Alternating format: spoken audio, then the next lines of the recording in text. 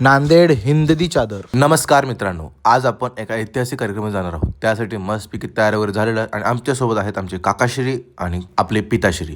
सोबत निघालो होतो आम्ही. आम्हाला जायचं नांदेडला. बघा, तो कार्यक्रम नांदेडमध्ये होतो आणि फक्त 2 दिवसासाठी तो कार्यक्रम आहे आणि एवढा मोठं नियोजन आहे ते तुम्ही पाहूनच येणार.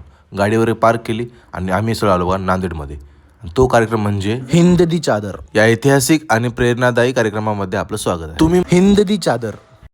चादर ही उपाधी दिली गेली होती श्री गुरु तेग बहादूर जी महाराजांना, ज्यांनी धर्म, मानवता आणि स्वातंत्र्यासाठी आपले सर्वोच्च बलिदान दिले. नांदेडमध्ये हा भव्य कार्यक्रम गुरु तेग बहादूरजी यांच्या 350व्या शहीदी वर्षानिमित्त आयोजित करण्यात आला आहे. हा एवढा मोठा कार्यक्रम आहे. 52 एकर मोदी ग्राउंड नांदेड येथे पार पडत आहे. बघा, कार्यक्रमामध्ये गुरु ग्रंथ साहिब जींची स्थापना, कीर्तन, कथा आणि धार्मिक प्रवचने, भव्य मोठा लंगर सुद्धा आहे.